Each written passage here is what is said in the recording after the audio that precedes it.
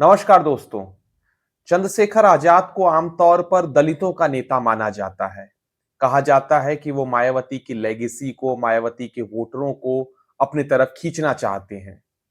एक तरीके से उनको दलितों का नेता पेश किया जाता है।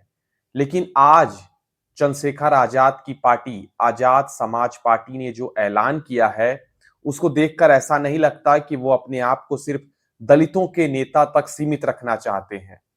आज चंद्रशेखर आजाद की पार्टी ने ओबीसी वर्ग और मुसलमान वर्ग को भी बहुत बड़ी जिम्मेदारी दी है और उनके लिए बहुत बड़ी घोषणा की है।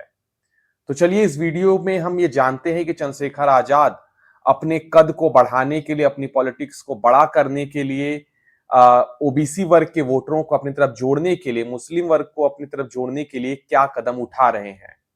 दोस्तों, आपको जानकारी है कि 2027 के फरवरी मार्च के महीने में उत्तर प्रदेश में विधानसभा चुनाव होने वाले हैं। आज हम ये वीडियो बना रहे हैं। अभी से लगभग लगभग आज है आपका 1 अगस्त, मान लीजिए। अगस्त से लेके फरवरी यानी लगभग 6 महीने का ये जो वक्त है, 6 महीने का ही वक्त है विधानसभा चुनाव होने में। और सभी पार्टियां अपने अपने सिरे से तैयारी करनी शुरू कर दिया है।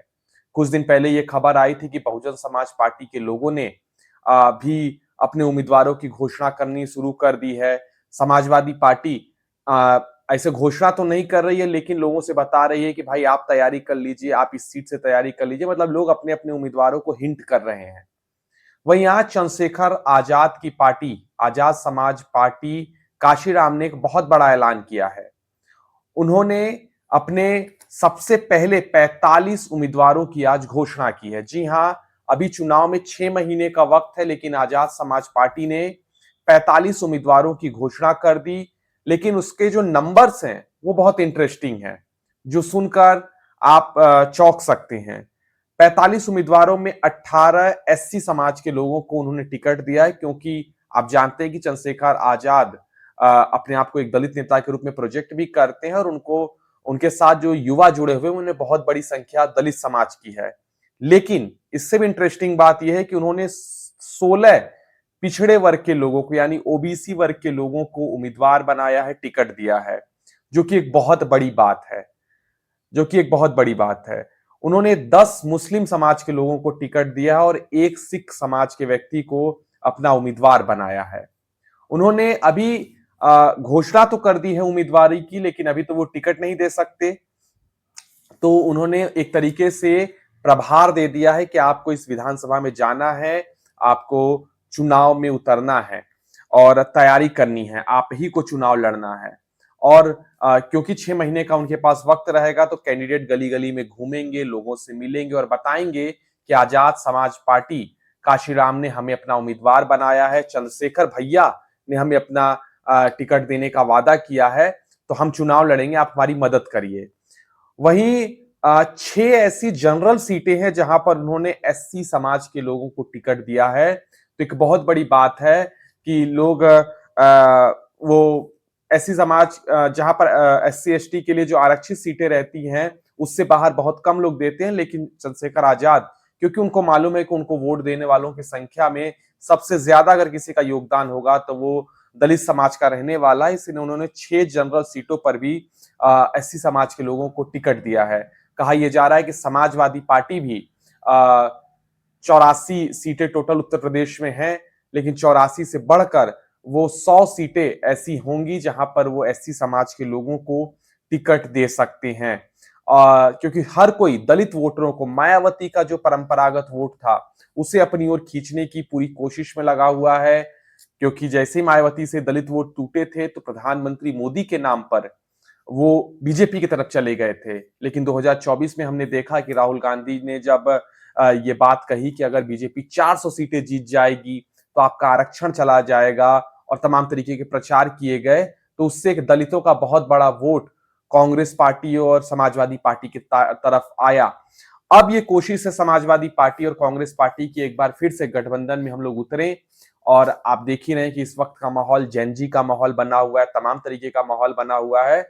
और इन तमाम माहौलों के बीच में हम आरक्षण का मुद्दा उठाए और दलितों का एक बहुत बड़ा वोट हम अपनी तरफ खींचने में कामयाब हों। हालांकि हम चंद्रशेखर आजाद की बात आज कर रहे हैं। आज बीजेपी, कांग्रेस या सपा की बात बहुत कम करेंगे। चंद्रशेखर आजाद को हाल फिलहाल में एक बहुत बड़ी कामयाबी ये मिली कि पिछले लोकसभा इलेक्शन में नगीना लोकसभा सीट से चंद्रशेखर आजाद 1.5 लाख वोटों से जीतकर सांसद बने हैं। उन्होंने बीजेपी के ओम कुमार को 1.5 लाख वोटों से हराया है।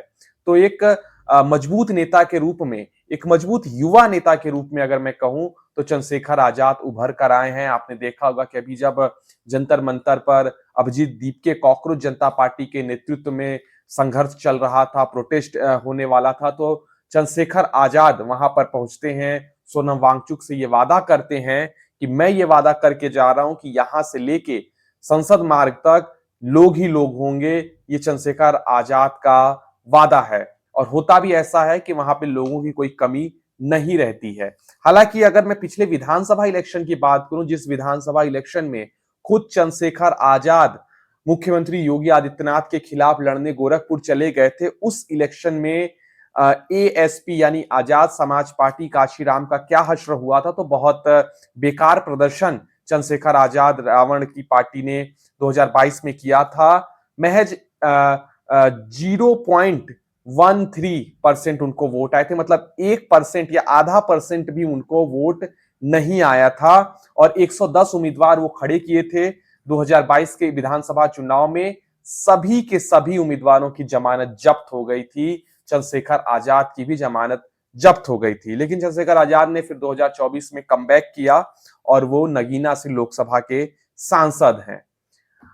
कहा यह भी जा रहा है कि चंद्रशेखर आजाद सभी सीटों पर इलेक्शन नहीं लड़ेंगे, क्योंकि उनके पास उतना संगठन भी नहीं है, उनके पास उतना लोग भी नहीं है, प्रचार भी नहीं है, तंत्र भी नहीं है। तो कहा यह जा रहा है कि स्वामी प्रसाद मौर्य, असदुद्दीन ओवैसी समेत तमाम जो छोटे छोटे दल हैं, जिनको न सपा टिकट देने वाली है न बीजेपी टिकट देने वाली, क्योंकि समाजवादी पार्टी के पास कांग्रेस जैसा एक बहुत बड़ा दल उनके साथ जुड़ा हुआ है, तो उनको ज्यादा से ज्यादा सीटें समाजवादी पार्टी देगी, छोटे दलों को नहीं दे पाएगी। और वहीं भारतीय जनता पार्टी के पास पहले से उसके एलाई हैं, जैसे कि अनुप्रिया पटेल, संजय निषाद, ओम प्रकाश राजभर, और इधर पश्चिमी उत्तर प्रदेश में देखें तो जयंत चौधरी जैसे बड़े बड़े नेता उनके पास उपलब्ध अभी भी हैं। तो वो भी टिकट शायद उतनी बड़ी संख्या में न दे पाए। तो ये इंटरेस्टिंग इलेक्शन होने वाला है। इसलिए ऐसा कहा जा रहा है कि चंद्रशेखर आजाद हो गए या असदुद्दीन ओवैसी, जो यूपी में अभी से मेहनत कर रहे हैं, रैलियां कर रहे हैं, तो ये छोटे छोटे दल मिलकर एक गठबंधन बना सकते हैं। और हो सकता है कि चंद्रशेखर आजाद रावण को, या रावण तो अब नहीं लिखते हैं, वो चंद्रशेखर आजाद जो कि नगीना के सांसद हैं, उनको या स्वामी प्रसाद मौर्य को मुख्यमंत्री पद का उम्मीदवार बना दिया जाए। ऐसा भी हो सकता है।